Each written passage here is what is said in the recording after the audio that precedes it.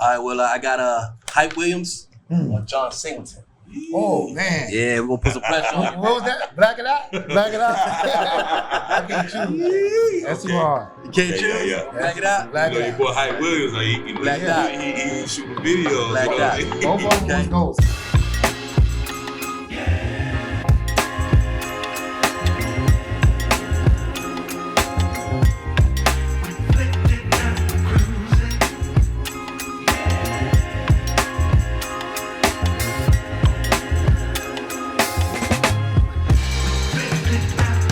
What's good, y'all? Welcome back to the Black Label Xchange podcast. Yes, sir. With your host, Big Tito, aka DB, alongside my partner. You got your second host, Kidon, Black Label Xchange. Yes, sir, and we're very, very excited to be here today. Man, Sure. We got a treat for you.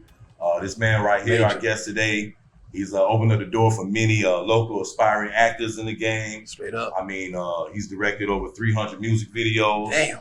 feature films. Okay. I mean, and like I said, he's homegrown talent right here. Even somebody that put me in the game, you could say. So I just want to introduce to y'all one and only director, Antwan Smith. Yes, sir. Yes, sir. Thank you for having me on the show. Appreciate you coming Show, through. boss, man. On the show. Appreciate Yes, sir. you. Yes, Brother. sir. Thank you. Yeah, man. So, like I said, we glad you took your time to come out here. You know what I mean? Yeah, thank you And for the invite. appreciate it. And we just gonna dive right into it. Have a little conversation. That's right, man. That's right. Once again, man, welcome to the Black Label Exchange. Yeah. And, Happy to be here. and it's on, brother. It's on. All right? Definitely. So we're gonna dive right into it. Let's do it. We're gonna start off first. Where you from? We know you're from Miami, but where you from though? Now, hey, born and raised in Paran, Florida. Okay, That's down south. Yeah, that's down south. That's south of Kendall for Yes, people yes. that don't know. South Dade. And yeah, exactly. Born and raised there. My family, they've been there since I think like the 40s or 50s. Oh wow. Okay. And you know what I'm saying? They kind of built up a couple of neighborhoods in the Paran area. And my family's still there to this day. That's what's up. So the roots are there, pretty much. Absolutely. Right. So you're speaking of, so basically pretty much, so you grew up in Paran Yeah. your whole life? Yeah, whole life pretty much. I mean, when I was born in Paran, but then we moved to Kendall. Sometime in the early '80s. Mhm. Came back to Paran. My parents, they split up. They got divorced maybe about around '86, Okay. '87, and my mom actually moved back up to her hometown, which is Thomasville, Georgia. Oh, okay. And me and my pops I stayed back in Paran and helping my grandmother, which is his mom. That's where I grew up at. But Southwood Middle School Okay, or shout out junior high. Southwood, superstar. Yeah. You know what I mean? And, Southwood. yeah, and graduated from Miami Southridge Senior High in the '90s. Okay. That's Oh, what's okay, up. so you went to the Ridge. I went to yeah, the Ridge, exactly. We went to the Okay. K, so you got that little football sorry about rivalry that. right there. That's Sorry about that. So Antwan, so you speak about growing up in Paran, South Dade. Yeah. Siblings, any brothers and sisters or? Yes, I got a sister. She lives in Atlanta. Yeah. We got the same mother, different fathers. Okay. And she just got married a few years ago, so I was out there in Atlanta just supporting her with that. And my mom, she passed away in 2014. So her and I, we, Bless. she's an adult now. She's 25 years old. I'm in my late 40s, so my mom had her really late. Okay. And like my mom had her when she was in her early 40s. And so we're not as tight as I would like for us to be tight, but we talk. Okay. So No, it always starts with a conversation. So you know what I mean? Exactly. Definitely. So like as you were coming up, we did our research on you know what I'm saying. So I'm gonna say this. What does Richard Pryor busting loose mean to you? Oh man. Well, like I said, I was born in the late 70s, so Richard Pryor busting loose and a lot of Richard Pryor movies is my earliest memory of going to the movies. I'm like 4 years old and busting loose. I can actually remember me at 4 years old and my dad and my mom taking me to see Busting Loose, and he had another movie come. He was doing back-to-back movies. Oh yeah. He had stuff coming out every year. Right at that time. And I remember actually going to the movies, 4 years old, sitting in R-rated movies. Wow. So, I thank my pops for that. That's wholesome. You know what I'm saying? Exactly. That's what R-rated movies really R-rated movies. Right. For sure. So Now, you said 4 years old. yeah. Like, how did you know at 4? Like, what was it about that particular movie at 4 years old that made you say, like, I want to be part of filmmaking? Well, I'm gonna tell you something. I didn't know I wanted to be a filmmaker. Say, of course, at that age, but I know I had a love for movies at that age because going to see Richard Pryor movies, laughing, just remembering the comedy. Like I said, I remember me being in the theater. That's how far back my memory goes. And I think my love of film, to expound on that question, I think my love of film also came because Bustin' Loose came out around 1980. Yeah. And I think 81. Yes, sir. I believe people having cable TV in their house, the big ass cable boxes, that became a thing, I think, around 81, 82. That's true. It's like VCRs. Not everybody had a VCR then. Right. But HBO, all that. And my parents, they worked. They had good jobs. My mom was a supervisor at Metro Zoo. My dad was a big shot at FPNL. So we was one of the early people that had cable in their house. Got it. You know what I mean? Right. Paying, not to steal it, but we was paying for it. Right. And I remember just my parents worked. So I remember coming home from school every day and being able to watch cable TV. So that means you got Showtime, you got HBO. the movie movie channel, Cinemax. watching Porky's. What about Jukebox? Jukebox, that came around like later. That came later. We talking about 81, 82. Like with Revenge of the Nerds and all that was out. So like I said, I'm a kid that was home a lot because my parents worked till 5, 6 o'clock at night. So I come home. I'm coming home from school 3 o'clock. I'm there by myself. Till like 7 o'clock. Ain't no internet, none of that. None of that. So I was able to not only go out and play for a few hours, come home, still get a little TV in, and that's when I fell in love with like cinema, just watching. You gotta think about it. I'm a little older than y'all cats, but the early 80s, man, we talk about movies, and these are classics to me. You talk about all the Richard Pryor movies. Okay. You talk about Conan the Destroyer and the Barbarian. You talk about Return of the Jedi, just came out in 83. Right. Like, these are the movies I'm watching at home as a young child, so how can you not fall in love Was there with any cinema? particular genre that you kind of gravitated to more? Yeah, I think I fell in love with comedies and really R-rated comedies. Because remember, I grew up in the Porky's era. I grew up in Porky's 1, Porky's 2, Porky's 3 era. Right. Half of that stuff in those movies you could get away with. No.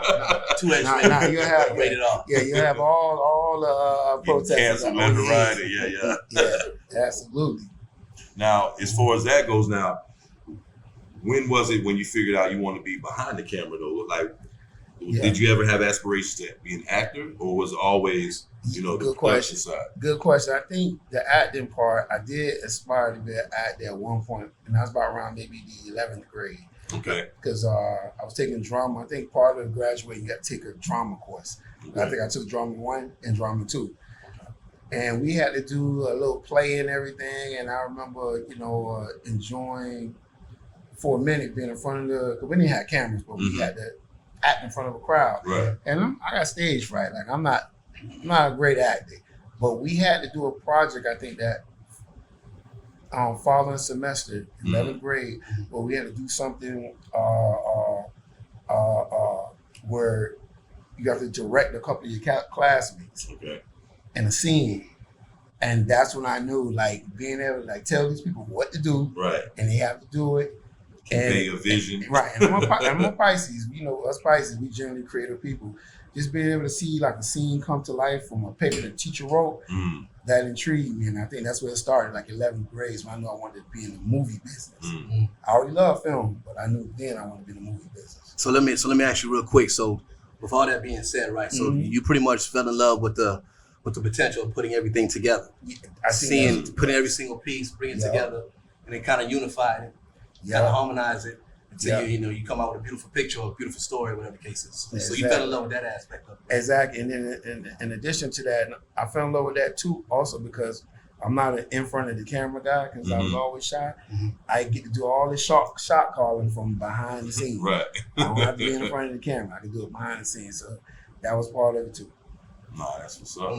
Yeah. Now, we can go back a little bit, Yeah. or forward. I forgot where in the timeline we're at. We here. But so actually being in the film industry, South Beach Productions, is that what it's called? Yeah. South Beach. Your first internship, right? Yeah, exactly. South Beach Production. Let me tell you something. Those are the guys that first gave me a chance to work as a production assistant in music videos.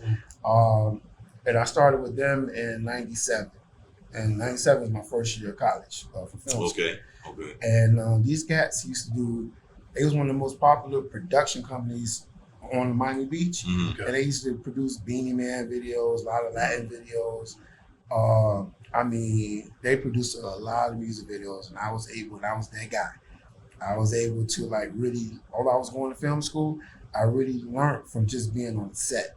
Right, just observing, watching. Yeah, and these guys, like I say, in a 12-month span, these guys were shooting like 50 music videos. Oh, wow. So I was able to get a lot of wealth of knowledge that my classmates weren't getting. Mm. I'm on the set. I'm on the set 5 times a month. Mm-hmm. In a 12-year, in a 12-month span, getting all the knowledge, watching these directors blow things up, setting shots up, all types of stuff. So, wow. Now I know that was probably amazing. Like actually seeing how they blow things up. I'm pretty sure you got to be saved, and you got, you know what I mean? Absolutely. So now, when you were out South Beach Productions, can you remember your first project that you actually had hands on?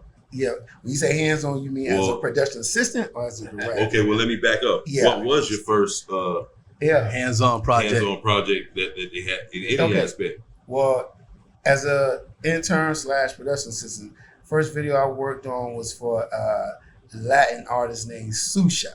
With a Z. Susha. I think she spelled it Z. Sounds exotic. Yeah. Susha. But she spells it real funny. And we worked on her video for like 3 days. We did 2 videos, and and I would just run and go get ice, go get water, go help set up a light. Okay. So I was just that guy. But like I say, being on a real set for the first time, it's like the experience. It's like going to the Dade County Youth Fair for the first time. Right. Seeing all the Ferris wheels and seeing all the lighting. The smells and the sights. And that's how I was working on this video for the first couple of days. And listen, I was that nerd dude where I just wanted to overachieve everybody. Right. So anytime I got a task, I come to the producer. Is there anything else you need, sir? Mm-hmm. Anything else? Oh, okay. So I go clean the bathrooms up real quick. Go clean the bathrooms up faster than Superman. So is there anything else? And boy, my peers, my classmates that was interning with me, they hated me for that. So you were pretty much being humble, but at the same time confident, and then going for what you trying to get. I just wanted to overachieve just so these people remember me enough to bring me back for the next video, because I didn't want to be interning my whole college career. Right. And it worked. So you were about to say something? No, I was going to say, so the whole time while you was working for the South Beach Production Group, you also received your associate's degree, right? Yeah, I got an associate's degree in film production, and I also graduated in 2001 with a bachelor's of arts degree, not the science, but bachelor's of arts degree. Okay. Yeah, in film production technology. And then now from there, that also led you to another dope position or dope company, Slip and Slide Records. Yeah. All right. So how did you slide into Slip and Slide Records? Well, I'm gonna tell you a joke.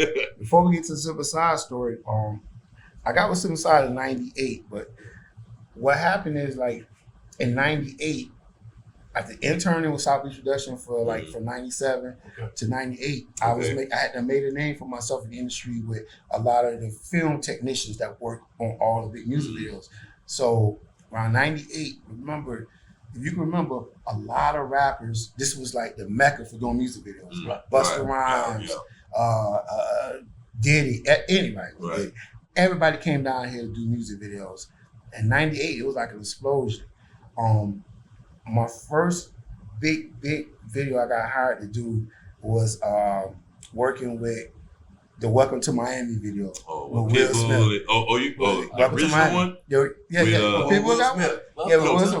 Yeah. You mean that? Okay. I'm thinking Welcome to Miami. I'm thinking that. Will Smith. That was the first big one. That was the first big one. And the director was a guy named Wayne Isham. And Wayne Isham, big big director, big huge director at the time. He was directing all the Metallica videos, all those big rock and roll videos that was coming out during that era, that 94, 95, 96, 97 era. And they were spending $1 million on music videos. So I remember the budgets for videos was high back then. Very high. Right. Low budget was considered $250,000. Right. Can you imagine somebody dropping $250,000 for you to go do a music video right now? You like, man, that's gonna buy a house. And that's unheard of. Yeah, it's unheard of. Man, you lucky to get 10 grand right now to go do a nice video. But but to make a long story short, so I got with the production company. I forgot the name of the company that hired me. But I was able to get on this video that all the technicians were like, you gotta hire this guy Antwan. And so, and this is my first big video. You know, my people had them boosted me up so much and had them spoke so highly of me. These production company people put me with Will Smith. Wow. So my first day on the job with 3-day music video is to go with the other guy that was in charge of the vehicles. We had those BIG vehicles, those big Suburbans. Suburbans. The ones he was in Cali with. Right. We had to go pick up Will and his entourage from Opelika Airport because they flew in on the private jet. Right. So here I am, first day on the job. Me and his other production assistant, we go pick up them, watch the jet fly, and remember during this time, this is Labor Day weekend, 1998. This is September 1998. Okay. He's filming the Wild Wild West. Okay. Wild Wild West didn't come out to 99, but he's filming it Labor Day weekend, wherever they filming it at, in the country. So he flies in. He comes in with Charlie Mack, which is his homeboy forever. Jada. I think they just had Jaden. Him and Jada had just had their son Jaden. Okay. I'm the driver for Will, Jada, Jaden. First day on the job. And I think Jada's mom or somebody, one of her family members rode in the SUV. The next SUV is Charlie Mack and the rest of the entourage. Right. So here I am, first day on the job. I got Will Smith in the back. I got Jada Pinkett in the back. I got baby Jaden. Remember, this September 98. I think he was just born 2 months before that. I got baby Jaden in the back of the car and somebody from Jada's side of the family. And this was my first day. And we spent 3 days. The Miami Herald covered it. I'm in the newspaper. I still got a clip at home. I should have bought that. Well, I'm holding an umbrella over Will because I was on his detail. Okay. So we outside in between takes. I'm holding the umbrella to keep the sun away from me. And that video, they spent $2 million on that music video. Wow. $2 million on a 5-minute music video. And I got a chance to be in the video too. That's Big Will right there. At the time. I think Big Willie Style had just came out the year before, and I think he was already at like 5 million sales by the time we did that video. Wow. And that's back when Jay-Z was saying, I'm trying to do Will Smith numbers. Exactly. And I think I was actually in the video. It was a scene in the video of Will's walking on the beach. Okay. And before he jumps in the Bentley, he got 100 people behind him just putting beach stuff on the thing as he's walking by. I'm one of the guys helping putting the beach table down as he walks by me. So that's my little claim to fame. I know that was like a boom, like welcome to the industry type thing. That's what I was going to ask you. Like being in that position at that time, right? Mm-hmm. You got Will Smith, you got Jada, you got baby Jada. I mean, did you feel like you was getting closer to your dream at that one particular moment just by being in that position and having them? I'm gonna tell you something. I wasn't thinking of that at the time because I was just happy to just kind of be a production assistant on this music video. And then at this time, this is 1998. I'm 18, 19. I'm about 19 years old. I've been watching Will on TV since 88. Parents don't understand. Right. And then to see him in person for the first time, I'm not even thinking about career. I'm just thinking like, wow, how did I get here? And then Jada.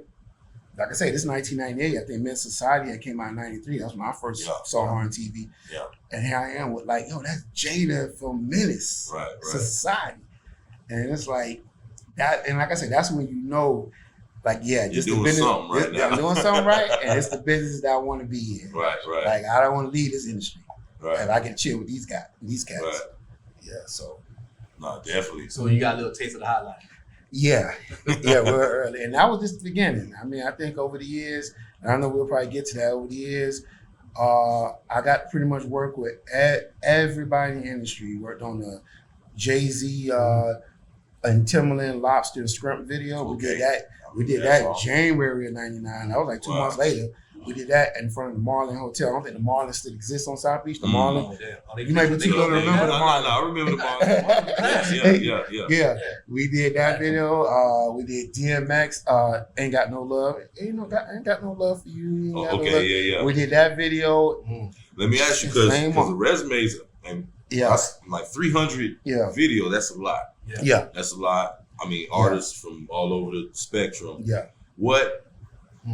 I would say what artist, or is there a particular artist or video shoot that sticks out to you the most? Yeah, are the ones I directed or the ones I directed?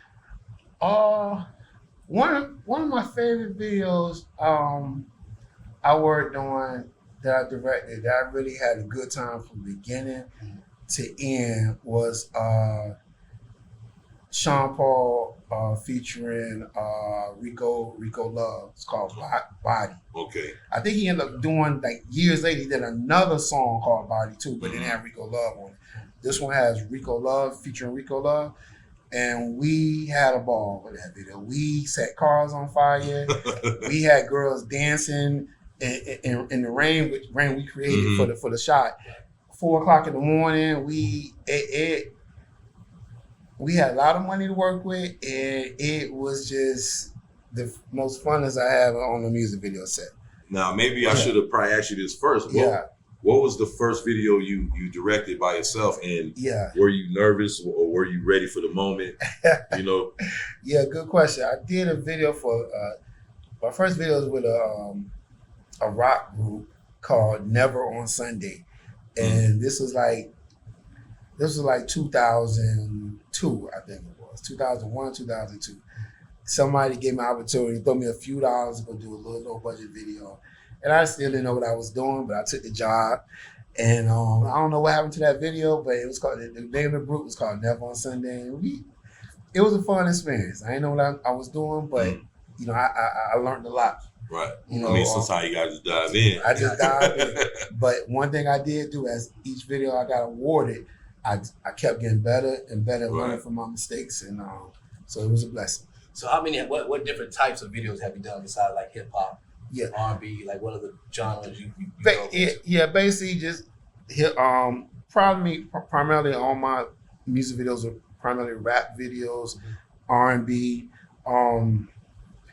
I did some Latin rock. I forgot what the genre of music they call it.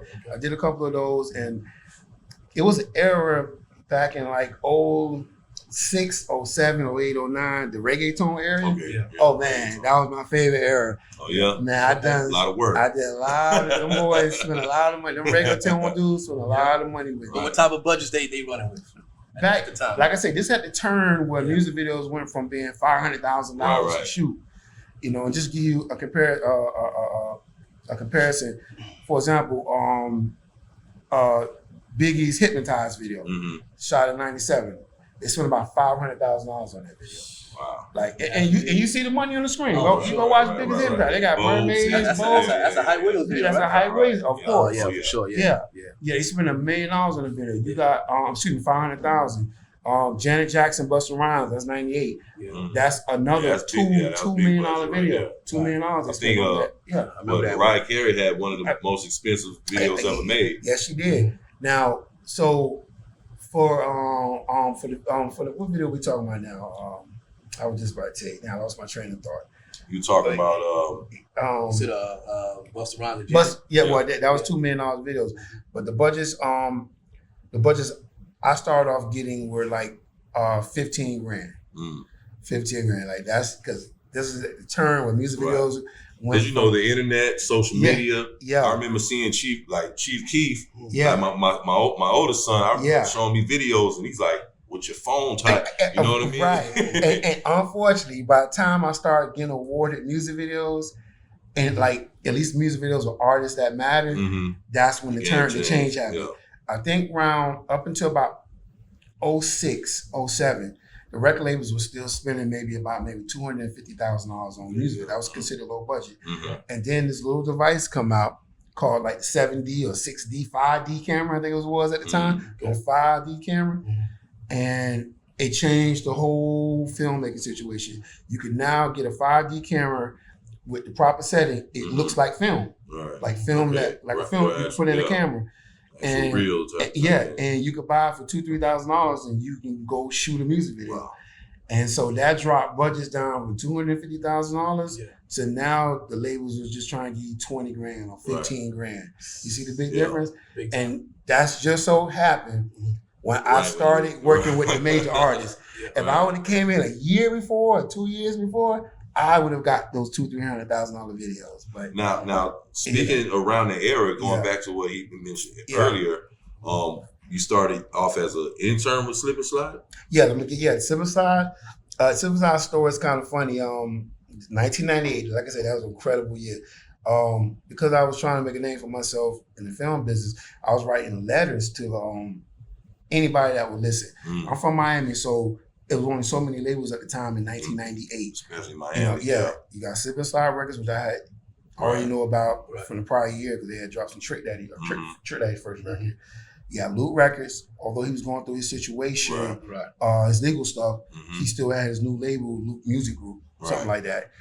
And then you had, and a lot of people don't give my man Frank Murray a lot of credit, but my man Frank Murray, who had a label out here called Big Baller Records and Films. You see what I'm saying? Everybody can forget my man. Like, but man, I remember them boys had billboards. Them boys like. Man, I remember back at that time. My partner, we used to do our rap thing, the Bandits. So we used to get some of our production for rest in peace, Tony Galvin. Man, used to do errands with them boys. I remember shout out to Tony. Circle House. Running errands and seeing the big ball. Seeing them over there, and it's crazy. Fast forward a few years. Well, we didn't get to that part yet, but that was the first scene. For the next hit movie. Okay. You know what I mean? That I was in at least. You know what I mean? He was there that day too. You know what I mean? Damn. You taking it back. I was on deck. You taking it back. God didn't put me in the movie though, but that's all right. Sorry about that. My bad. No, but Slip and Slide Records. So these are like three labels that was like had motion in 1998. So I wrote letters to, like I said, I told the story before on another platform. I wrote letters to Frank Murray at Big Baller Records. I wrote letters to Luke. And remember, this is before the internet was around, like around 95. Email was around, but nobody was using it. Right. So this is when you had to write letters. I mean, get a piece of paper, and you can type it or you can write it. And you put it in an envelope and you put a stamp on it. There's some youngsters out there don't know what a stamp is. And you got to make sure the address was correct. And you got to make sure the address is correct. And there wasn't no Google where you can make sure and double check and verify. You had to go to the phone book or something like that. But I mailed countless letters to these labels, and I gotta admit, Big Baller Records did call me back because I think everybody was looking for interns. Everybody was like on the rise, so they was looking for that free help. Big Ballers called me up, and I ended up talking to Frank Murray's assistant, and they wanted me to come in and do something. And I can't remember what happened with that, but Luke office called me. Now I grew up on Luke. I'm probably in the '80s for sure. And the person who actually called me, they got my letter and called me, was Julian Booth. I don't know if y'all know who Julian Booth is. Name sound a little familiar. Yeah. He's a managed trainer, and he was on Love and Hip Hop for a couple seasons too. It was Julian Booth. He was working with Luke, and they called me in, and just like this table like this, I sat with Luke, and Luke, like I said, he had just had success with Raise the Roof. Like I said, this is 98. Raise the Roof. Shout out Derek Tracy. No Good was on there. You know what I mean? Yeah, one time for No Good was so good. Right. So I had me and Luke was just saying that, right now they won't look. I was trying to get in as a director, not as a music label intern. And he was like, he wasn't really looking for a music director, but he wanted me to assist Julian, I guess, to doing some behind the scenes promotional stuff. So that didn't really interest me, but I got to meet Luke. Right. Legend. And probably a month later, Slip and Slide Records called me. A lady named Debbie Benning, who used to work with Luke. She called me. She got my letter. I sent like maybe 2 letters over there. She got it. And she was like, look, you got your letter. We are looking for, some interns and somebody to help our guy out with music videos. They have a guy at the label that was just in charge of making sure the music videos get made, not shoot them. Whoever director they hired, he's in charge of making sure the director is doing his job right. and get their videos done the way they want it done. Gotcha. And he's like, yo, we need somebody to work with this guy, so you a film student. And what happened is I came in, did an interview in November. They liked me, and like I said, it was giving me for free anyway. And the video they put me on so happened. Remember this, I said this on another platform, God's timing. The video they wanted me to help out on was Trick Daddy's You Don't Know Nan video. Yeah, for sure. And remember, this was the video that changed everything for Silverside Records. Sure. After that, they had took off for a good 5-6 year run. I clearly remember those days. I was there from a month before it all started, you know, and I was able to get in right before they took off. And we shot that video December of 1998 at the old what's the club? Amnesia. I forgot what it was called. That's down south though, right? Yeah, that was on South Beach. Yeah. That's where we shot it at. Yeah. And then after that, after Nan came out and the video dropped, they took off. Atlanta Records came in a few months later, threw a whole bunch of movie, and Silverside had took off for about at least good 6 years. On fire too. Yeah. Oh, that's tight work. Yeah. I kind of want to speed you up a little bit. Yeah, good. Because you got a lot of accolades as well too. Oh, you got a lot of awards that you have as well too. For all the hard work you've been putting in. Definitely. So I wanted to ask you, some of the publications that you've been, I guess, featured in. Yeah. The Source magazine. Yeah, absolutely. Right? Also the Hip Hop Weekly. Oh yeah. I don't remember Hip Hop Weekly. And also Deco Drive, which is a local station, right? Yeah. Deco Drive. I used to work for them, and they showed me a lot of love. Right? I used to be a former employee. So but how did they reach out to you? These publications? Yeah. How did you get on their platform? Yeah, I'm gonna tell you. Once again, when you affiliated with like the hottest label in the South at that time, and I'm not saying Cash Money or Master P don't want to do nothing, but right. Trick Daddy was like going platinum. He was going gold, and his singles were going gold. So at that time, the magazines, they would come out and interview Trick, and they would obviously whatever location they were filming him at, you know, doing photographs, whatever. You know, they would see me, and what happened was we did 2001, we did a Trick Daddy, 2002, we did a Trick Daddy DVD of behind the scenes of him making the record, Thug Holiday. Wasn't it recently like the anniversary or something of that? Yeah, it was, and we put it on Tubi. We put out the documentary on Tubi. Yeah. And I was a director of that DVD. So of course the publications pick up on that, and I was able to get some write-ups in the Source magazine. I was able to get some write-ups, and definitely Hip Hop Weekly. Now I was going to say, I noticed when he said Hip Hop Weekly, he got lit up a little bit. Is it something with that, or? No, because I'm gonna tell you something. Like Hip Hop Weekly was one of the first magazines to definitely show me some love. Now it was a local magazine. But they just like Ozone. Ozone started out local, but Julia. Was that based like Orlando? I think Julia was based on Orlando, but she spent a lot of time down here. Julia Beverly, who owned that magazine, and they showed a lot of love. Ozone gave me a big write up when I Ron, my Sippin' Side. Ron, this time around 01, I met Rick Ross signed to Sippin' Side Records. This is the end of August of 2001. Ross came to Sippin' Side Records, and what's so funny? I'm not suicidal. I know we was talking about something. What's so funny about the Ross thing is, I didn't know who he was. You know, like I said, I'm from down south. I don't know these Northwest dudes. But I walk into the office, and I'm sitting in the lobby, and I'm just waiting, like I said, to get to the back. And somebody let me in. I go back there. I see Ross. I think in Ted's office, talking with Ted. And I think by the time, the owner of Silverside, by the time I got back there, I think Ross was leaving. And I just dapped him up, and Ted introduced me like, "Oh, hey, this is Rick Ross, new artist." I don't know who Rick Ross is, but hey, what's up? I'm Antwan. I'm the videographer back here, and he was cool. And one story I like to tell about Ross is I know sometimes Ross catch a lot of flack for this and that, but one thing I would say about Ross, I met Ross, like I said, August of 2001, Silverside Records August. This before he really sold any records.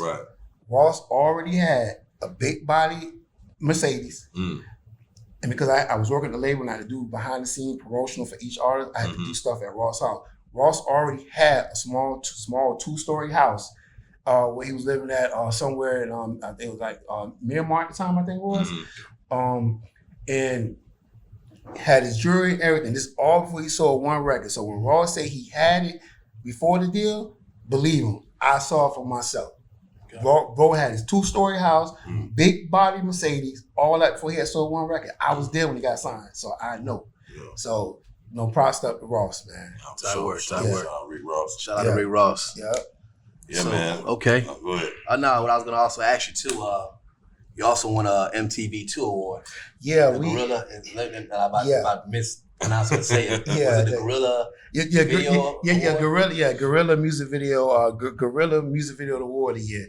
Okay. Yeah, what's that? Is that similar like when they say guerrilla filming? Like no, kind of sort of like guerrilla style. Yeah, guerrilla style. Without the permits and stuff. Kind of sort of. Well, of course, like I said, you got your mainstream videos that cost $200,000, $300,000, $10, $10, $15, $20 and you got your videos where you might only spend $10, $15 and these videos really only played maybe on MTV2, not the main MTV. Okay.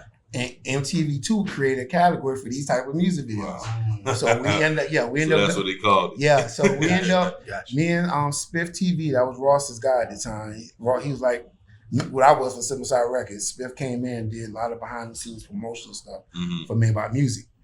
And what happened was, of course, Smith wasn't a true director at the time. Okay. And of course, I came up with Ross. So around 2000, I think it was 2009, 2010, Ross had a video with Chrisette Michelle. I forgot the name of the video. Maybach Music, I think. It wasn't Ashton Martin music. Oh, okay. That came later. Okay. This is before. This is before that. This is their first collaboration. Okay. Rick Ross featuring Chrisette Michelle. Okay. And we did this elaborate music video at this mansion, and it was a beautiful video. You guys can pull it up, down the line. But Rick Ross featuring Chrisette Michelle. Okay. We only had about maybe $15,000, but the video was beautiful. It looked like we really spent $50,000. So it's like not what you do, how you do it. Right. And MTV2, not MTV1, but MTV2 nominated it, and we won for that year, 2010, the Gorilla Music Video Award, which means it was a low budget video. Okay. That was the best. That's gangster though, man. Yeah. Congratulations on that. How did that make you feel at that time? I'm gonna tell you something. I hadn't really won. Only award I think I had at that time was I had a nice reggaeton run. Back in, like I say, 07, 08, 09, before that Rick Ross video. And what happened was one of the videos won like an international music video award. And that's I never got the award, but it's in print. I won. So, but to get an MTV2 award for something I've been watching MTV like in my whole life, and to get an MTV2 award. And, that's amazing. To be recognized. I haven't won anything on MTV since then, but the point is, I got that. But you got in there, though. I got that one.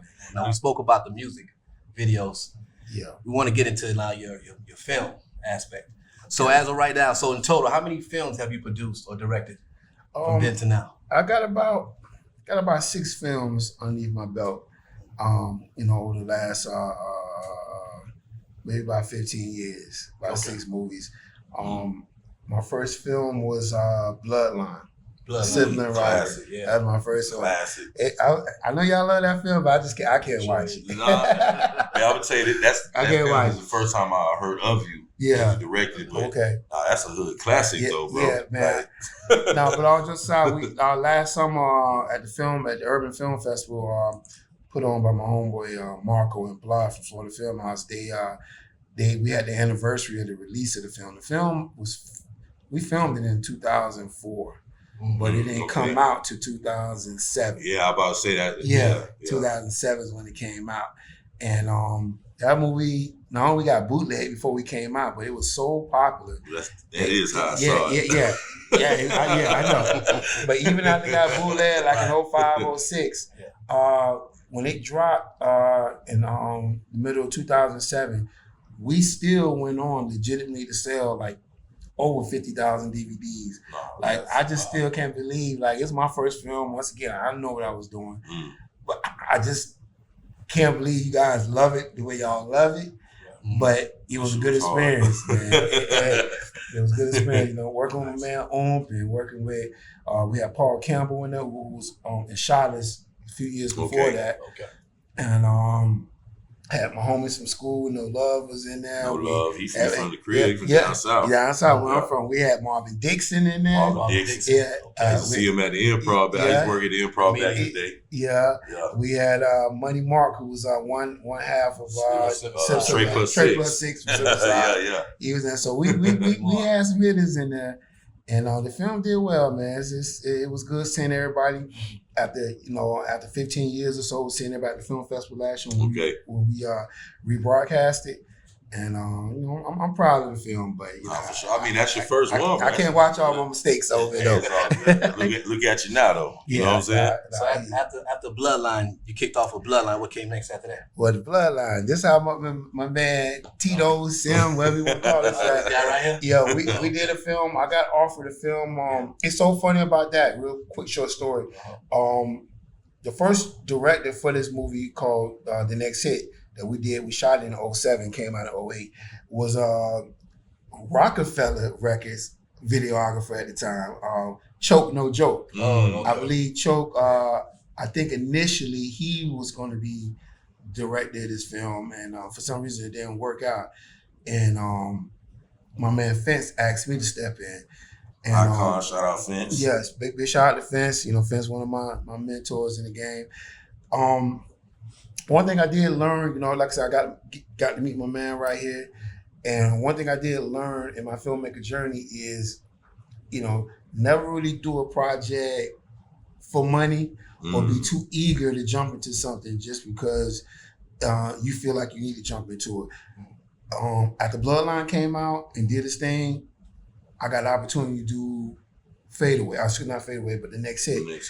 And Next Hit, shout out to Terry and David, the executive producers of the film. The script, the movie didn't have the best script in the world, but it was a decent script, one of the best script in the world, but it was an opportunity where I was able to come in and these guys were going to pay me like $30,000 to direct. And although I wasn't in love with the script, the money, but I'm going to tell you, I'm glad I learned this lesson early in my career to kind of trust my artistic instinct. Because although I made a lot of money on that film, I got to meet some good people.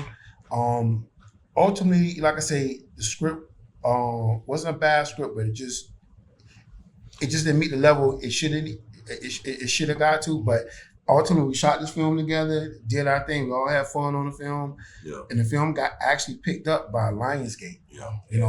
Lionsgate Films actually picked it up once it was shot, edited. We had Fredro starring it from Onyx at the time. We had Lark Voorhees from Saved by the Bell. She was in it. And we had a couple of others. We had Flo Rida was in it. Rick Ross was in it. Yeah, Nori in there. Nori was in there. So I see why Lionsgate picked it up. We had a lot of hits in it at that time. They was actually doing their thing. And we came out in the theaters. I don't know if you ever watched it in the theaters. I was with me. It was in Dolphin Mall. What's his name? Lakeith was there. David. That was at the premiere. That was premiere. At the Lincoln Theater premiere. Right. Yeah, but it was played at Dolphin Mall, and then I think it played in some other theaters across the country, but we had it here at Dolphin Mall. That's my first film. I mean, imagine your second film out the gate. You in Lionsgate Films, and you're in theaters. It's a limited release, but I don't care. You in the theater. Nah, that's a real deal. I had my grandma in the theater, so I went and saw it by myself so I could cry about it alone. But so to make a long story short, it was a good experience because I loved the cast. The material wasn't where it probably should have been, and I should have fought harder for things to be changed in the script. But I did it for the money at that time, and it just taught me a lesson that the money's going to come regardless. But I had a great opportunity to maybe make some changes in that script, give these guys a little bit more better direction because I could have done a little bit better homework on the script. And because I never knew Lionsgate was going to pick the film up. If I would have knew that and went in with the right heart in the movie rather than trying to get a paycheck, I think I did well for myself over these last 20 years, but I think that film really could have elevated me. Maybe I could have done Black Panther if I would have done right on that film. You know what I'm saying? And I think I missed the opportunity And I never, after that film, I never let that happen again. You know, I never let money dictate if I'm gonna take a project or not. I was gonna ask you, in the film industry, as far as directors, are you as good as your last film? Does that make sense? Yeah, it does. I'm gonna tell you something. People say that, but I don't really believe in that saying because, you know, sometimes you could do a project and put your all into it, and it could be a good project, but then it gets in the hands of somebody else, like an editor, and they scramble it up where it's not recognizable anymore. Does that mean I failed as a director? No, I did my job, but this guy over here didn't do his job. So that's why I don't really go by that all the time. Gotcha. So since you have a few films under your belt, you learned lessons early in your career, like the one you just said. Yeah, you know. God. Now, is there like a certain formula you have or certain things you look for in a script? Good question. Yeah, what I now look for is like when a script comes across my desk, you know, in film school, they teach you the basics, you know, story structure, you know, make sure you have a good act 1, 2, and 3, and some good turning points in between. Right. And it's elementary, it's nothing to it. That's what I now look for. I look for that, you know, it has a good 3-act structure. And then also you have to love the characters that's in the movie. If I'm watching a movie and the characters aren't interested, then that means somebody else, like you said, who's going to pay $15 to see this movie, you're going to say the same thing. Right. And that's the mentality you got to have. So I look for character development and character structure and story structure. And that determines if I'm going to do that film.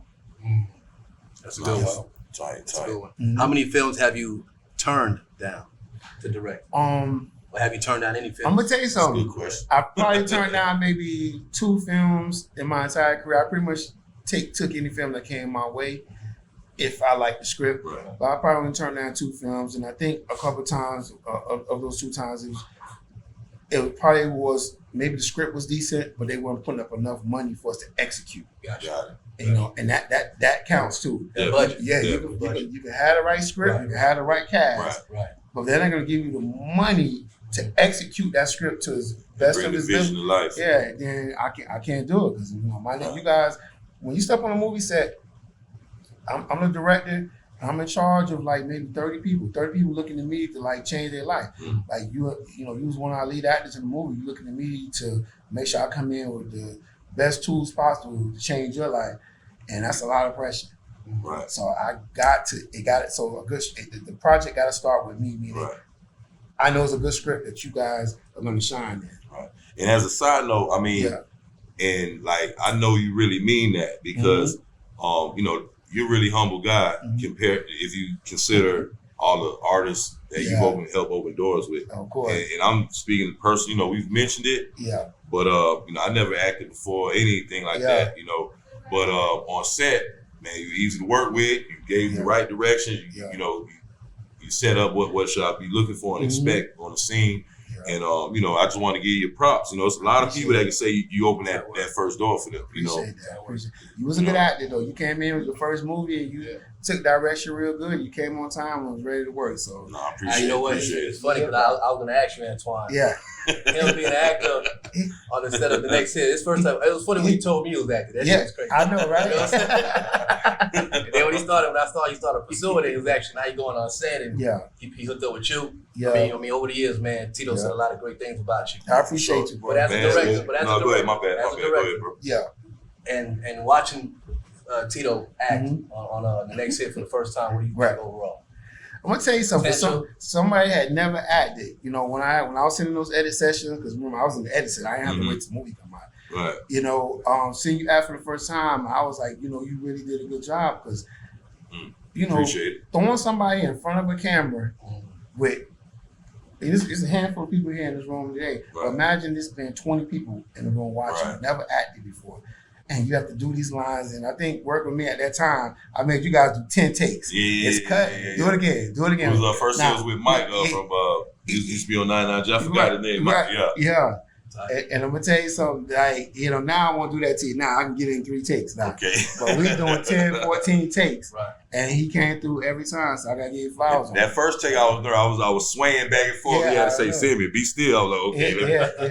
Yeah. So, But quick story, Yeah. the last story is for my comment on that. yeah, I never forget. yeah, In one phone call, yeah, I remember I was on the way dropping my son off, yeah. and you called me. You was like, "Hey, Sim, last minute, I got a couple things to ask you." He was like, we filming Plies video 100 years tomorrow. Yeah. I know it's short notice. Can you make it? I'm like, hell yeah, I can make it. And he was like, another thing, we in here doing the editing. Man, they want to meet you, possibly put you on the soundtrack. Blah, blah, blah. I'm like, let's do it. You know what I mean? Yeah. So I got that in one phone call, and that was crazy. You know what I'm saying? Nah, and just to add on to that, then we can move on. Sam, he always, as an actor, performer, he always came through for me. Not only did the Plies video for him, we did the Plies Somebody Loves You video. Yeah. We did the Nori Fat Joe, video. Fat Joe, Swiss Beat. At Eve's old school. At the old was down in Kendall. Down in Kendall. He's been around for a while. Yeah. He's been around for a while. He's the one that introduced me to EFN. Okay. Yeah. I know EFN's out 10 years old, man. Oh man. Okay. Yeah, it's 8 brothers. Yeah. Yeah. So we did that. So and I did all of that not because I couldn't get nobody else. I respect this. Because we was editing, like I said, we was editing the next hit at the time. And I saw your potential. And I was like, you know what? I'm going to give this brother a chance because you came through. And, I appreciate it, bro. And, I'm glad you was able to get in front of the camera. When we first discussed putting this podcast together, I said, man, we're going to have to get Antwan Smith eventually. You were one of the first people I thought of. Yeah, he did. You know what I mean? I'm here, bro. Yeah, he threw it out there quick. I'm here. We didn't even have a camera guy yet. You know? Appreciate that. For sure, man. No, that's tight work, man. Yeah. And that's for me on the outside looking in. Yeah.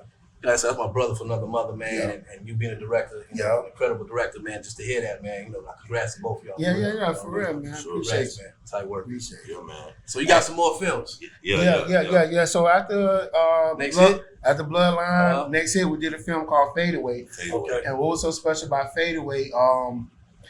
If you named actors. Yeah, we had a lot of actors in that one. Mm-hmm. Not only, I made a nice paycheck on that one too. Shout out to the executive producers for recognizing that talent.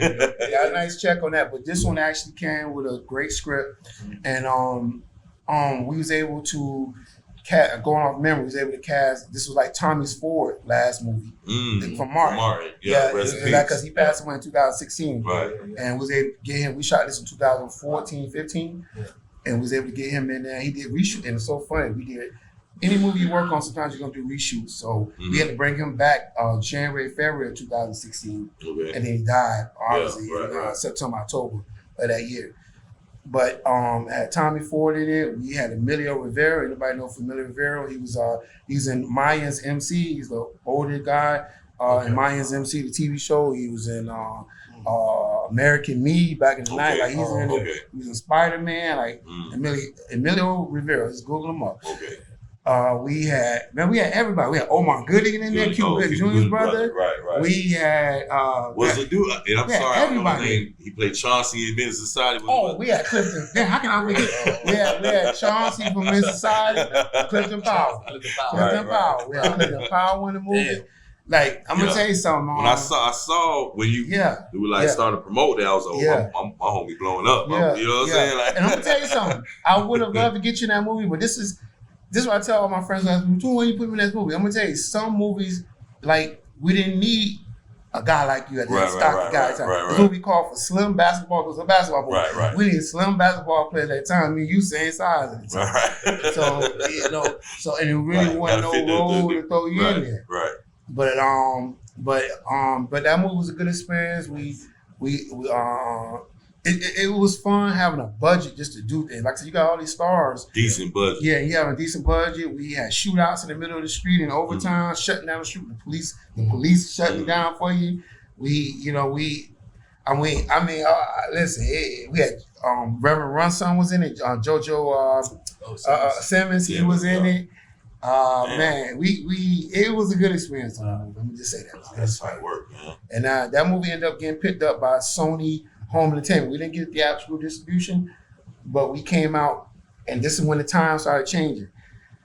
You know how it's regular now to just go to Tubi, go to Amazon Prime, go there. Well, this is 2015, 16. Okay. I don't think at the time it was in Amazon Prime yet. Not Not yet. yet. And it's no Tubi at the time. Yeah, Right. But it's other little digital outlets you can put your movie on. So Sony Entertainment, they picked up the film, they didn't put it in theaters, which was fine, but they put it on all the digital platforms that was available in that time, in that era. And the movie still did well. I don't think we made our money back. It was about maybe 500,000. Break 600,000. Yeah, I think they just broke even. But at the end of the day, Sony picked it up, so that's look real good on the resume. I was able to work with all these stars, and still friends with Emilio. Emilio gave me a shout out on my birthday. Tommy, before he died, me and Tommy became real close on that movie. Oh, wow. And I actually talked to him 2 weeks before he died because he had just had knee surgery. And I was just checking in on him like, hey, yo, Uncle, you good? Right. Yeah, I'm good. I'm home. And then, like I said, he passed away 2 weeks later. But so man, on the set, to be on set with that many stars. Yeah. Now, do you have egotistical issues with Never. these people? Never. Like and Tito over here tell you that. I'm gonna tell you, I never let this film stuff really get to my head because, like I said, I'm a Pisces guy. Like it's just not in my DNA to act like that. But I'm gonna tell you, what I got out of the whole thing is just being able to work with these stars. Like I say, I'm born in the late 70s, so in the 80s, 90s, I'm growing up. 90s, I'm growing up. I'm 15 years old watching Tommy be on Martin. Right. Exactly. I'm watching Emilio in a movie called American Me that came out in 1991.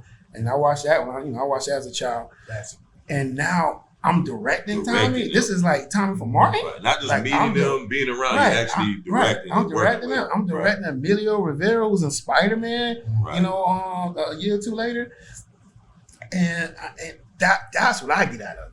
Like, I don't have to go brag to nobody. I'm just like, for me. Your work speaks for itself. Yeah. Sure. I mean, you got a awesome reputation, too. Anybody that worked with you, I've never heard nothing negative about you or anything like that, man. You have a humble spirit, but you at the same time confident in what you do. So yeah, I appreciate that. Work.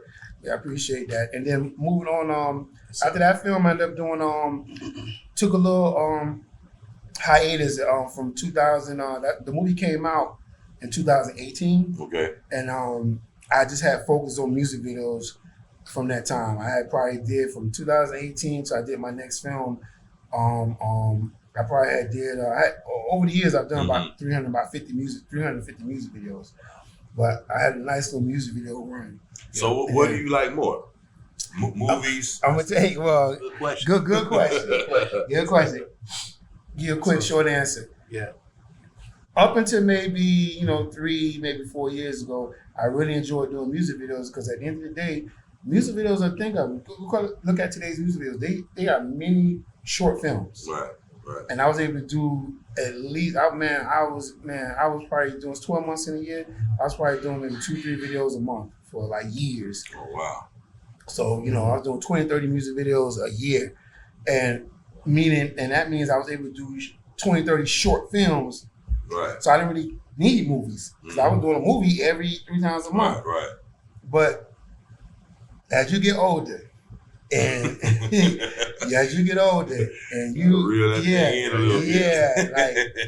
start to happen. Trying to shoot all those music videos, dealing with the artists, dealing with the labels, and then remember, I came up in an era where rappers were a little bit more disciplined. Now here it is, it's 2019, it's 2017, 18, 19, and now these artists, these young kids are now coming into the industry, and they just hard to work with.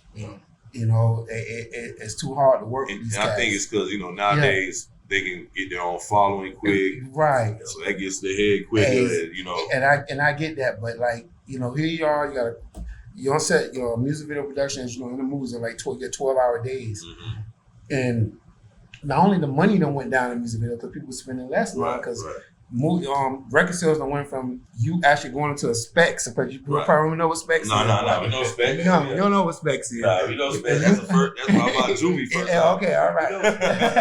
But people are now not going to specs to buy music anymore. Now they streaming it now. So now artists are making less money. So the budgets are getting lower. These young kids coming in the rap game with no training, so they're getting a little rowdy. if call time for a video is 8 a.m. and you got a crew that's getting paid and they only got 12 hours to do this video, and you come at 4 p.m., what are we doing? Yeah. Now I have to try to do your whole entire music video from 4 to 8 because we came at 8 a.m. That's crazy. You only got to 8 p.m. So now I got to do your whole video in 4 hours. Yeah. That's too much pressure on me. Right. Like, I'm in my 40s now. Right. So I kind of fell out of love. I'm still doing music videos, not as much. I'm not, as you see, the last few years I've been focused on movies. I still got love for music videos, but I don't really have the energy to be doing those 20, 30 videos a year. Gotcha.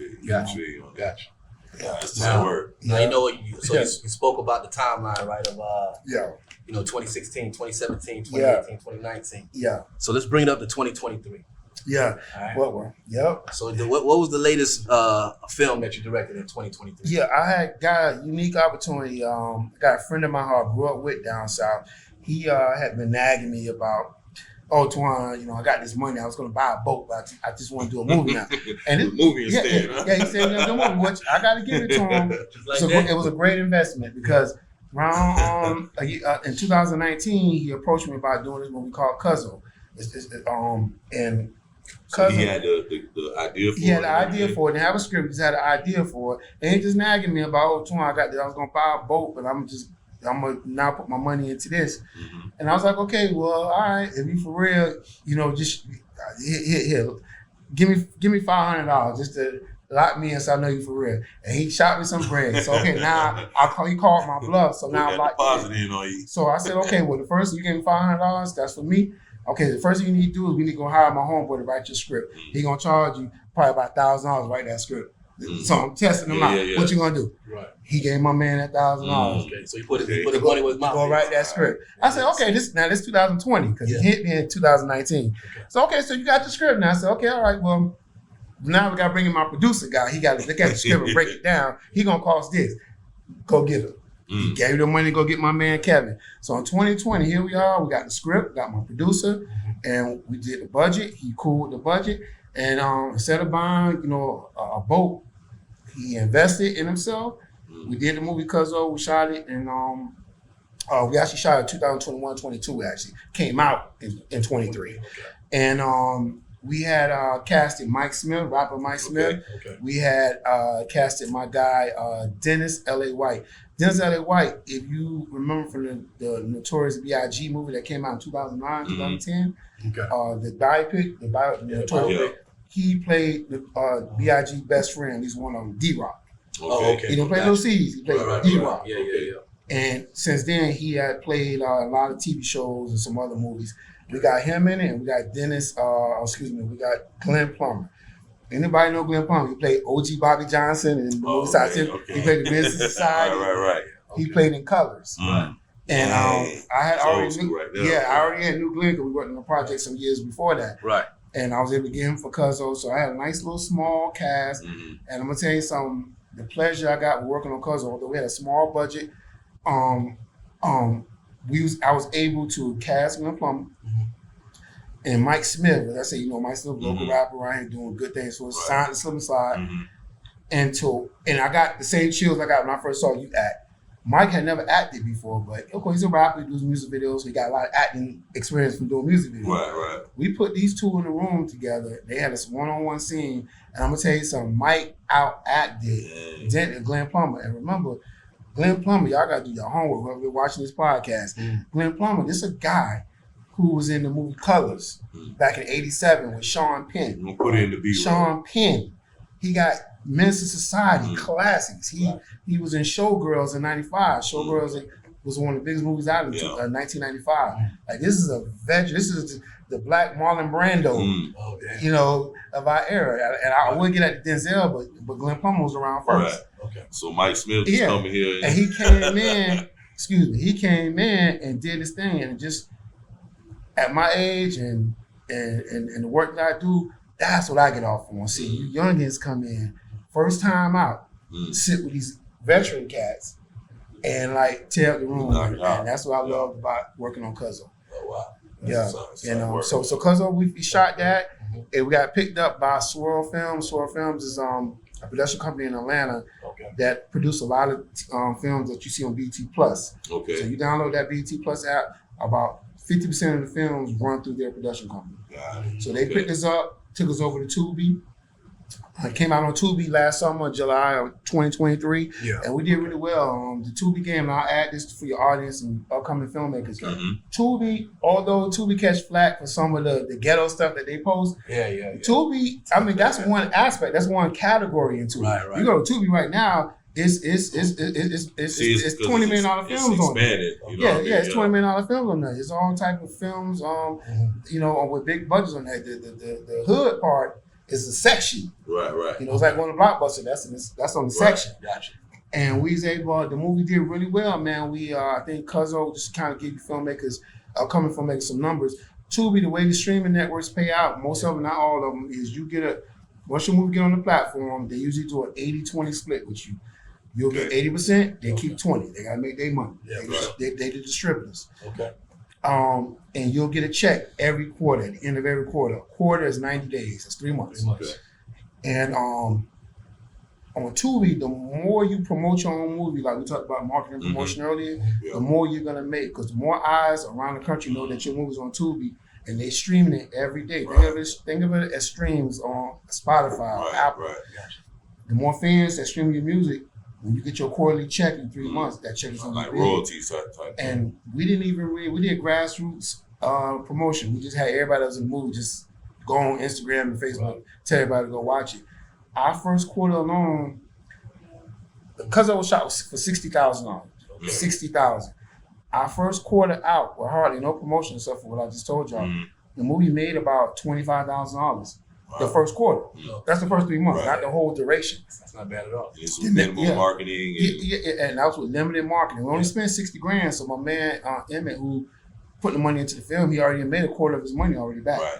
Okay. Next 3 months, I think it made maybe about $5-6 less. We made about $19-20. Still good, right? Still good. And next quarter after that, I think the film maybe went down to 15 because it goes down Okay. if you're not marketing and promoting. Gotcha. So my man Emmett put $60,000 into the movie, and today the movie came out a year ago. To the date, and it started off with those $500. Pay me, but I ended up making more money than that. But I just wanted him to just hit me with something to see if he was free. Right. But anyway, that movie came out July 2023, $60,000 budget. That's what he spent. And to date, Emmett's probably made I think last time I asked, I think he already made about $125,000. Wow. You see, when I told you he made he didn't buy that boat. He spent $60,000 to less than a year. The movie came out July of last year to October now. He's made about probably between $125, $150 right now in a year. Oh, that's so good investment. To your coming filmmakers, invest in yourself. Put your money up. Definitely. And I promise you, the majority that you didn't buy, you're gonna be able to buy 50 of them in a year. There you go. Yeah. You know, so that's the lesson for the day. That's a jewel right there. Pick up them gems like that.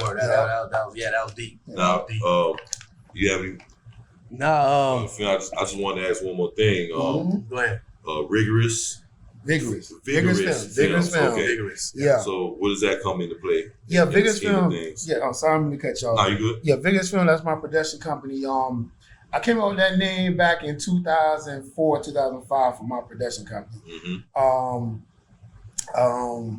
Vigorous, if you look it up in the dictionary, it means aggressively going after something. That's not the exact verbatim. Right. But it means aggressively going after something, attaining something. So I thought that name was perfect for my company because I'm vigorous at this filmmaking thing. I'm vigorous at trying to reach my goal. And I called my company Vigorous Films. So that's where that came from. Side work. Yeah. Side work. So pretty much the name kind of matches the hustle. Yeah. Feeling pretty much. Going hard. Yeah. Taking no for an answer. Yeah, taking no for an answer. Yeah, pretty much. Outdoors. Pretty much. Vigorous. That's how it works. So yeah. And another question too. One more film I want to ask you about. Another film. Now, is this film supposed to come out in 2023? Vendetta. Actually, we shot it in 2023, but is that one of the Martys? Is that we shot? Yeah, this is the movie's called Vendetta. Yeah, we changed the name from Vendetta to Necessary Badness. That's gonna be the new name. But we shot it. Also, it hasn't been released yet. Not yet, because this was Kimani Marley's from the movie Shot Us. This is Bob Marley's son, Kimani Marley. Right. Shout out to the Marley family for sure. Yeah. I had quick story. I had met Kimani back in 2005. I was working with some of his people, and his people had pulled up to my house with Kimani and Khan. So I was able to meet him in 05, and we clicked ever since then, worked a few times together.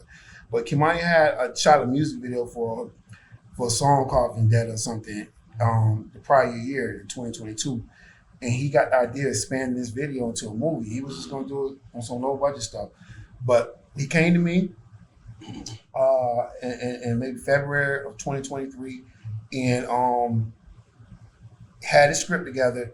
And I knew that everybody's going to wait for Kimani to do a Shadows Part 2. Part 2, yeah. And this movie script was basically Part 2. Part 2, but with a different name. Mm. And I knew this was going to be a big deal. So what I did was, Kimani had got some investors. I called one of my big baller investors, an ex-football player named Antonio Bryant. Now, Antonio Bryant. Okay. Antonio Bryant. In fact, for those who know Antonio Bryant, he was the owner of G5. Okay. Yeah, that's one of his clubs. Yeah. Mm. And Antonio came in, put a lot of money into the movie. Kimani people put some money into the movie. We ended up shooting the film, like I said, in 2023. And because it's Kimani's baby, he wrote the movie. He starred in it. It's like a newborn, I love Kimani, and I don't know if he's gonna see this, but he gotta let that baby walk. he dressing the baby up, putting new booties on it or whatever. People ready to see that baby walk. So, I'm proud to say that the film right now is in New York, getting the final touches put on it. Okay. So, and I'm gonna tell you something. This movie, remember the name, it's called Vendetta right now, but it's gonna be called Necessary Badness. Necessary Badness. It's gonna be a theatrical release next year. Okay. It's gonna be one of the biggest movies out. When we were editing, because I guess people know the whole lore of Shotters, distributors hadn't even seen the film, they was already bidding on the film. Because they just heard about in the media what we were doing. And so you'll see that movie sometime by the spring of 2025. Okay. And I'll keep you boys posted. We're gonna do the premiere, and I'll make sure to invite you our boys out. For sure. And I'll get you know what too? Hold me to it. I'll get Kimani on the show too. When it's time for us to do that fresh one. You shouldn't have said that, because I'm holding to that. You know what I'm saying? Yeah. So that'll be out. For sure. For sure. No, we appreciate that. Yeah, that'll be out. And so looking forward to that. And then my latest film is a movie called Schemers. We shot Schemers. We wrapped Schemers back in May. Okay. And that movie is this real quick. It's a story about three young ladies. They have some dead end jobs and they just tired of being broke. So they decide to come up with a scheme to scheme rich guys. Scammers. They become scammers. And not credit card scammers per se, but they target rich guys. Right. Scams get close to them and scam them out their money, their Bitcoin, their crypto, their wallets. Okay. And that movie starred like some City Girls type. Yeah, basically. Okay. Basically, in that movie, it starred Omar Gooding, brought Omar Gooding back. We have Fredo Starr, the boy Fredo from Onyx. He in it. We got Safari Samuels in there. Safari Nicki Minaj ex-boyfriend. He's in the movie, and we got Donna from Black Ink. Donna was a cast member. Oh, yeah. I remember that. Yeah. Donna. She's in it. Okay. And so we got a few social media heads in it and a couple heads in there. And that movie, that'll be out sometime top of next year. Definitely. Now, who wrote the script for that movie? Good question. My guy, Kevin Spence, he's the producer, guy who's produced Cousin. Okay. This is his movie. Once again, and although I ain't rocking with my man Emmett no more, the guy, the producer of Cousin. Okay. One thing he did was inspire people like my guy Kevin. My guy Kevin seen what Emmett did. He put that 60 grand in and made 100 or something. Kevin said, you know what? I'm finna do that. Kevin take a try. Kevin got with his brother. They put together a bag of money and we went and shot this movie Schemers. And I'm gonna tell you something. Schemers gonna make a lot of money for Kevin. Nice. So that little investment they got, them boys gonna make 6 figures. Nice. Nah, real talk, man. Antwan Smith, whenever that film come out, man, let us know. I got you. Listen, when we're gonna do the premiere down here, hold me to this tour. I make sure we get, when Omar and them come down, Safari, everybody we had in the movie, I'm gonna bring him here. We're gonna do a whole big cast, show. Okay, I'll definitely keep contact with that. So you want to do that whole cast show on Black Label Xchange? We're gonna do it right here. I heard that now. I heard that. Okay, for sure. Yeah. So look, check this out. Okay. All right, we got a segment Yeah. We about to switch it Tito, up. go ahead and break it down, Antwan. What we about to do right now? We about to switch it up. We got a new segment called Split Decision. Split Decision. Yeah. It's real simple. We give you two options. You pick one. If you can't, if you don't like either one, or if you like them both, you just say we're gonna black it out. You know what I mean? Nice and simple. Okay. So we just, I guess, without further ado, we'll get started. All right. Okay. So, Split Decision, Director's Edition. There you go. Here we go. There you go. All right. You want me to start off? Or? Yeah, go ahead and right. let's drop the first. First one. Ice Cube or Jordan Peele? As far as directors? Yeah. All these going to be directors. Okay. The first 5 are going to be directors. I got to go with Jordan Peele because Jordan Peele is a true director, true to the art. Ice Cube has directed. Right. But I don't consider him I do consider him a director, but Jordan Peele. Director. Yeah, Jordan Peele, this is what he got into the business to do, to direct. Right, okay. So Jordan Peele. Gotcha. All right, so the second question. Directors, Lee Daniels or Ryan Coogler. Definitely. Coogler. Although that's your boy from Black Panther. Yeah. Although Lee Daniels is definitely the GOAT. Lee Daniels got a lot of good directors. Yeah. Credits underneath his belt. I think Precious and a whole bunch of stuff. Oh, yeah, for sure. I still gotta give it to Ryan Coogler. Okay. Because I always rock with the underdog. And Ryan Coogler, he came into the game and with a low budget movie called Fruitvale Station. Yeah. He made such an impression. Michael B. Jordan. He made such an impression that he was able to come back and make the movie Creed. And for Creed, he made Creed. He directed it. He wrote and directed that, and he made Black Panther. And at what age too? Yeah, and youngin. Coogler born in '86, so he's about 10 years younger than me. Oh, damn. Yeah, so I would give it to Ryan Coogler. All right. Yeah, that was a good one. Mm-hmm. Okay, I'm gonna give the ladies a little love here. Okay. Ava DuVernay or Regina King? Oh, definitely Ava. I love Regina. Okay. Definitely Ava. She got it. Tight work. All right. So I'm gonna go with the last question here. One more after that one. We got one more after that? Yeah. Okay. All right. Well, I got Hype Williams or John Singleton.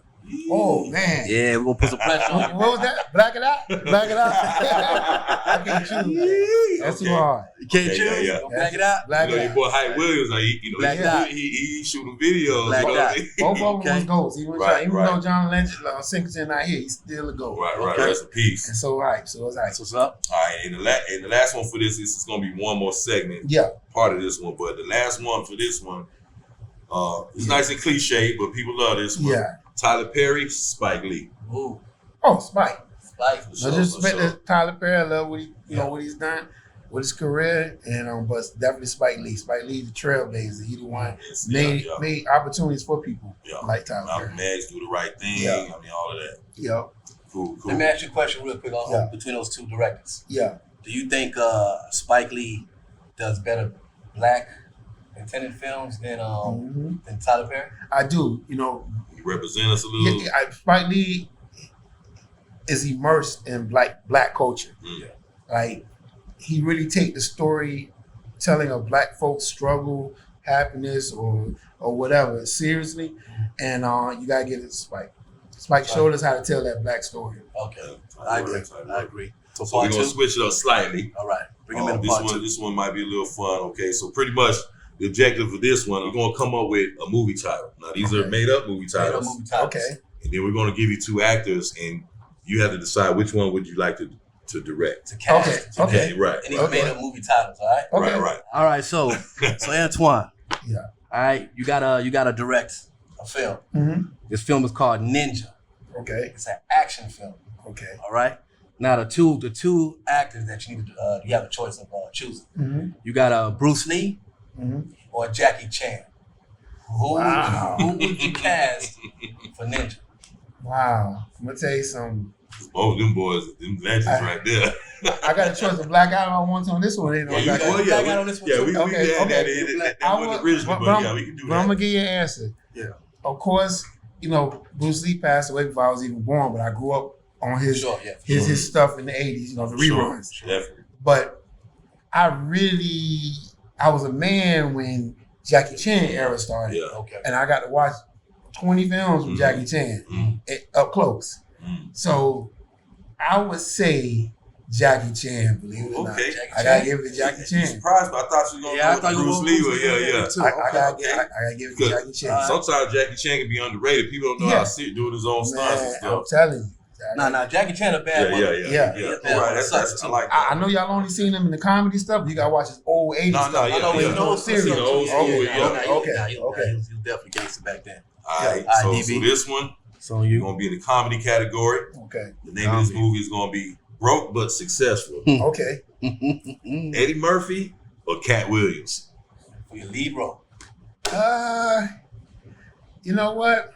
Cat is funny. Yeah. But Eddie Murphy body of work tells me he can play any role. I mean, this is a guy that was funny in movies like what's the movie where he played the nerd filmmaker guy? Norbert? No, not Norbert. The filmmaker. The other one before Norbert. He was a filmmaker. His brother he played two characters. He played himself. He played Eddie Murphy, and then he played another character. I forgot the name of the movie. It was Steve Martin in it. Oh, I know what you're talking about. Dang. Yeah. I can't remember that one. Yeah, it was Steve Martin. It came out in '99. I know what you're talking about. Yeah. Man, what's the name of that? And Eddie Murphy really showed me his range, so I got to go with Eddie Murphy. Okay. All right. That work. He'll go. That's what's up. Okay, so Eddie. All right, so check this out. So the third film. Yeah. This film is called Freedom Ain't Free. Okay. All right. I like that. Now, it's an action drama movie. Okay. Now, the two actors that you can choose from, you got your boy Denzel Washington as lead character, or Don Cheadle. Free ain't free. Y'all good. That's too good. Freedom Ain't Free. Obviously, everybody knows Denzel the GOAT, but Don Cheadle. That's what I'm saying. I mean, Don Cheadle. Don Cheadle. Hey, listen. You know what I'm saying? Oh man, listen. Hey, you know your film. War Machine. One of two best movies in history is Devil in a Blue Dress with Don Cheadle and Hotel Rwanda. Oh, yeah, I don't know. I might have to give it to Don Cheadle. I might give it to Don Cheadle. Yeah. Okay. Freedom ain't free, huh? Yeah. I see Don Cheadle pull it out. You don't see Denzel with the glory acting. I mean, with Don Cheadle, he taking no pay. I mean, that's a tough one. That's a tough one. All right. Okay. So Don Cheadle. I'm giving Don Cheadle. All right. Tight work. All right. So we got a couple more. So on your DB. Okay. This one is Good Men Do Exist. Okay. It's like a documentary. More like a biography film. Okay. You got Do Exist. Jamie Foxx, Terrence Howard. Oh, Jamie. For sure. Yeah, Jamie got a little swag. On something like that. Yeah. He's a ladies' man type. Yeah. Don't play piano and shit, all kind of shit for you. Yeah. You got one more for him? I got one more for you. Last but not least, Antwan. All right, so the fifth film, this is more for the women too. Okay. All right, so we're gonna ask for a female lead cast actor. Okay. This is called They Call Her Butterfly. Okay. Call Her Butterfly. I like that. You have Halle Berry or Jennifer Lopez. I'm gonna tell you something. I gotta get to Halle Berry. Halle Berry don't mind. She don't mind taking her shirt off if the role required or to make an impactful statement. Okay. So I gotta get it to Halle Berry. And what was that movie? The guy from Wolverine was in that movie. Swordfish. Yeah. That was my movie back in the day. Okay. Swordfish. I gotta get to Halle Berry. You gotta give it to Holly, bro. Whatever it takes. That's Hollywood. To get the point across. I ain't gonna lie, that was a tough one for me. I definitely go Halle Berry. Yeah. You can't go wrong with Halle. Man. All right, so that's it, man. That's all the questions we got. Appreciate y'all, boys. That was more questions now, boy. That was actually a good segment. Before we wrap this up, Not good. Just want to ask you something real quick. Yeah. As far as you being a film director, like, what do you see yourself in the future upcoming? Like I said, I'm getting up there in age a little bit. I think in the next maybe 15 years, I would like to maybe be retired from directing and be more of an executive role. I want to be sitting, at my own Paramount Picture saying, okay, I'm going to hire these directors to go direct that. Yeah. And I collect that check. Right.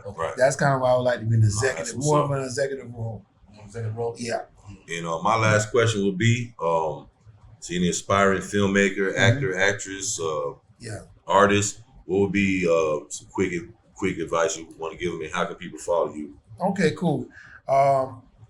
My advice, like I say, even if you're a filmmaker or you're in the music business, an aspiring artist, I've been on both sides. I would always say, like I said to you guys earlier, definitely don't be afraid to invest in yourself.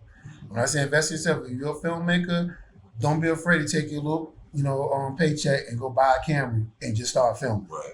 It's going to pay off in the long run. If you're an artist, don't be afraid. Take your little paycheck to go invest in studio time, to go invest in boosting your marketing on social media and stuff like that, because somebody will see it and they will latch on and will support you for the rest of your career. Right. So, and then a piece of advice I would give too before we move on to how to contact me is some advice I got in the late 90s was who you know will get you in, but what you know will keep you in. Right. So that's a little piece of advice that I walk around with. Who you know will get you in. Jules. You know what I mean? Somebody gonna always put you on, Yeah. Sure. but they can't keep you there. Right.